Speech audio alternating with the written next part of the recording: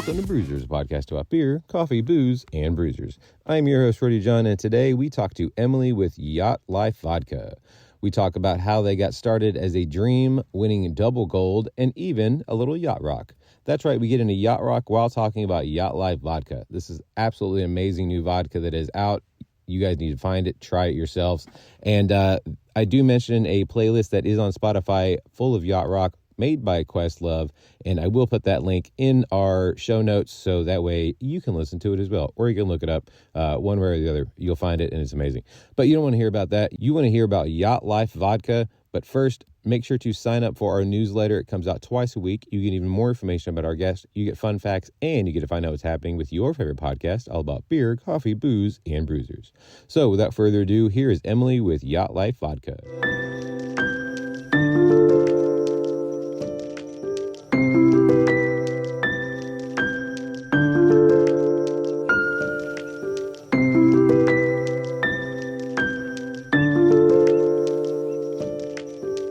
I would like to welcome to the show Emily with Yacht Life Vodka. How are you doing today?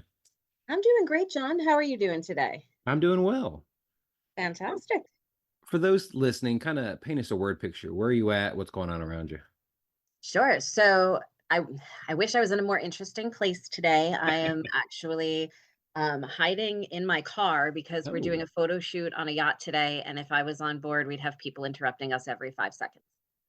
So the picture of what's going on around me is a lot of heat. I'm in South Florida. It is steamy out over here. And I'm overlooking some beautiful boats today, which is never a bad thing. So you are only boring for the aspect of being in a car, but everything else around you and the rest of the day is going to be fantastic. That's a fact. Yeah. It's never a bad thing. I mean, I work with Yacht Life Vodka. I get to be around the water and boats quite often. So like I have no right to complain about my job at any point in time. Well, I mean, so everyone has their dream job. And so, but there are always bad days to every job. So if you were to be, I don't know, Tom Brady, we'll say Tom Brady. I don't know why, but that's the first name. Yeah, I just saw his roast. That was great. I need to watch that. I hear it's fantastic. It was so good. Go ahead. Sorry. Except I did hear that they edited out the booze for Kim Kardashian, which I thought was interesting, but they apparently edited that out, and there was another like a drug reference that they edited. So yeah, if you're not seeing it live, I guess you missed some of the things, but we watched it twice, once live and once not, and it was still fantastic. Oh yeah, I imagine. But there were some probably bad days that he was like, oh, what am I even doing right now? And then he'll retire and then he comes back. So, you know, there's bad days and obviously more good days with every job. Absolutely. Yeah. But I feel like as long as you're having more good than bad, it's a good career to have. Exactly.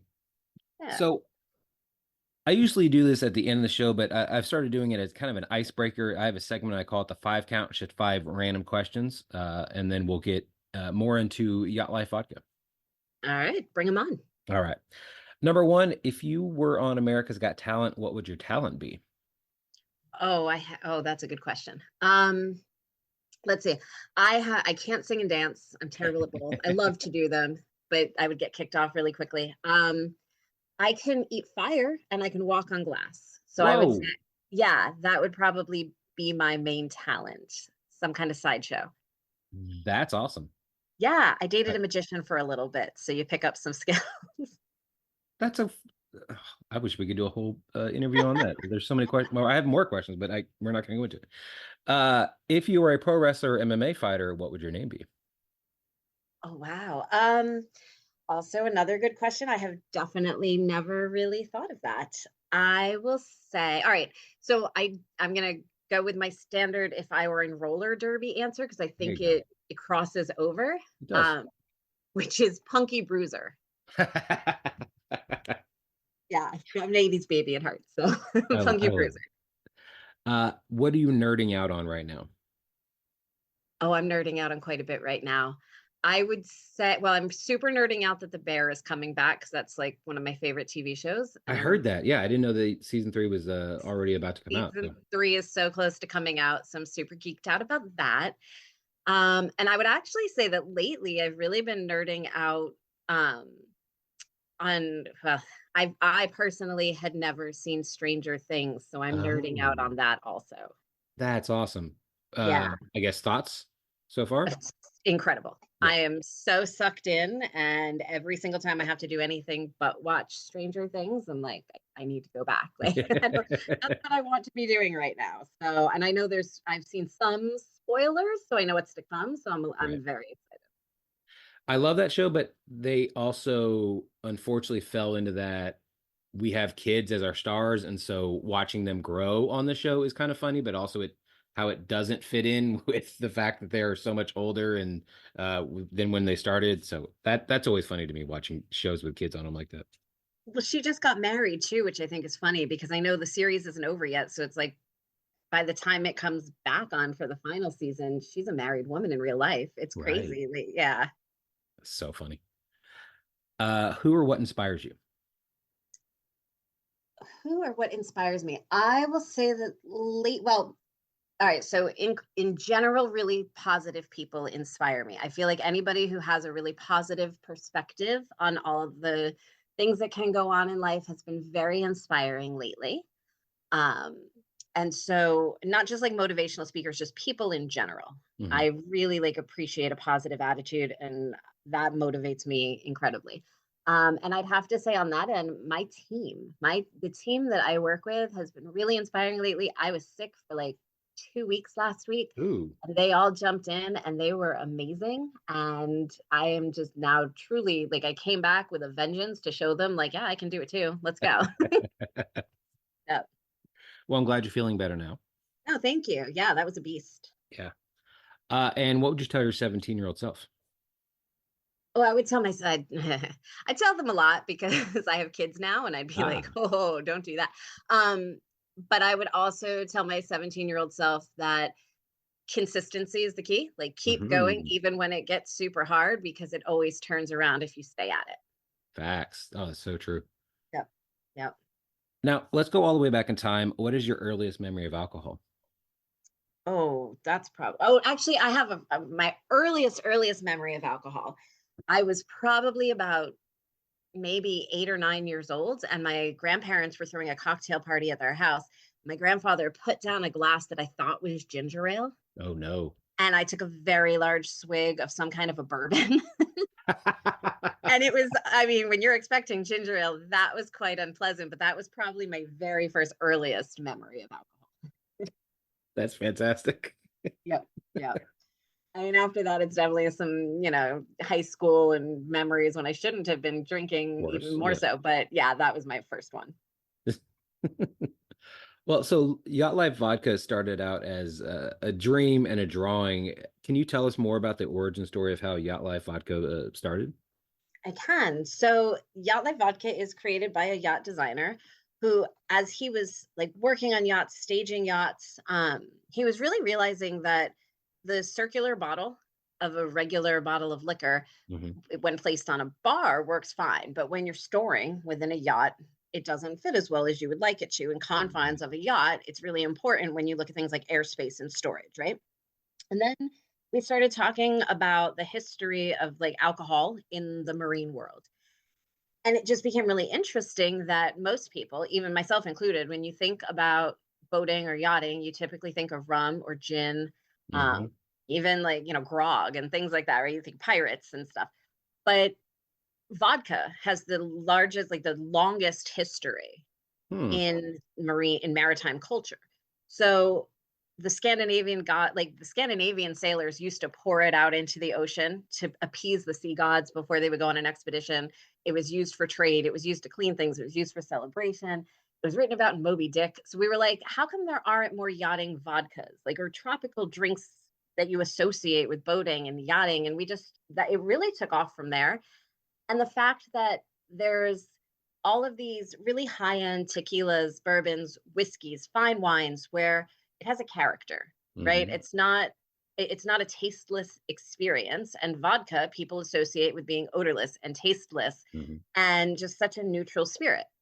So as we were talking, the designer was like, well, let's create something that doesn't exist then. And let's really create a character filled, really distinct spirit of vodka, product that tastes like something you want to pour over ice or sip and just really enjoy on its own. And that's not the experience most people, you included, I'm sure, have had with vodka, right? So usually you're not like, oh, I want to sip this. And what came out of Yacht Life, like we said, it started with a dream and a drawing. We were like, all right, this could exist.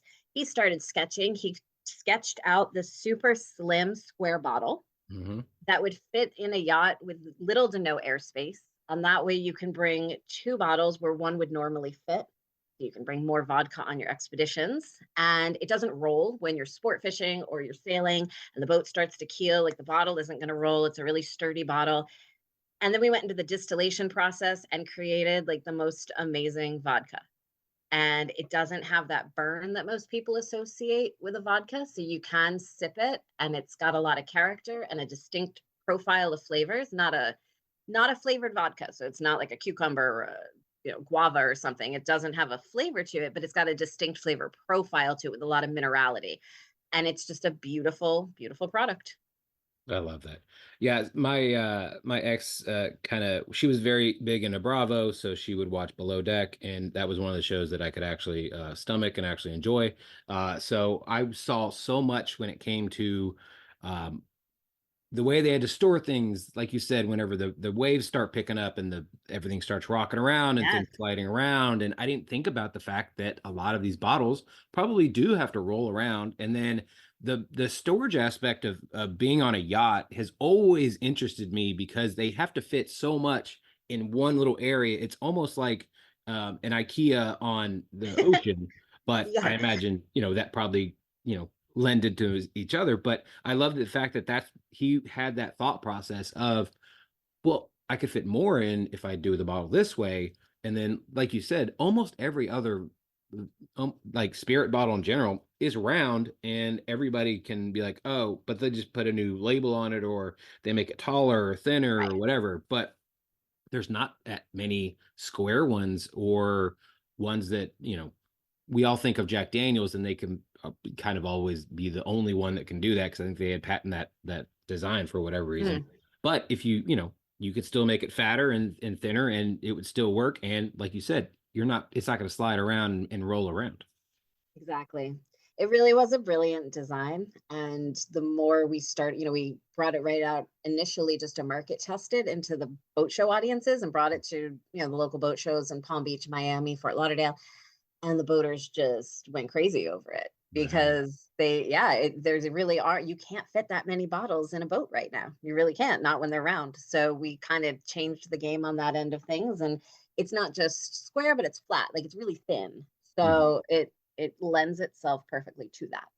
And you Right. mentioned Below Deck. I got to throw it out there that we're actually going to be on the new season of Below Deck. So not Below Deck Med, but the new actually, original series of Below Deck. When that comes out at the end of summer, beginning of the fall, Yacht Life Vodka will be on board the boat. Congratulations. Yeah, thank you. We're super excited about. I'm also a Bravo geek, so talking about Ah, what I'm geeking out, also Below Deck. yeah. Will you also or someone be on Watch What Happens Live because they always need a bartender? Oh, we're hoping so. We have Okay. applied, so we'll see. Fingers crossed for us, please. I, I'm going to ask you afterwards how to apply because if I could get on here for this podcast, I could easily do that. I would love that. Yeah, I'm happy to send you some information. We've Please. done quite a lot to get in touch with Bravo and Below Deck and that whole team. So yeah, definitely we have some Watch What Happens Live info. I'm happy to share. Good. I love Andy, and I have a friend who actually works for Loverboy as well. So I'm trying as many angles as I can to try to get on that show. Nice. I just tried Loverboy for the first time a couple of weeks ago. Oh, what do you think? It was really good. I Yeah. we also watched Summer House, so Right. I'm a reality show geek. Also, I'm really showing my true colors here, John. But, but I do watch Summer House, and it's on. They mention it on every episode. They're always doing it. Right. We were finally like, we have to go find it. We didn't have any in the stores near us, and my Weird. husband and I went away for the weekend a couple of weeks ago, and we found it in one of the stores there, and we were like, ah, fantastic! So we finally got to try it. Good stuff. Oh yeah.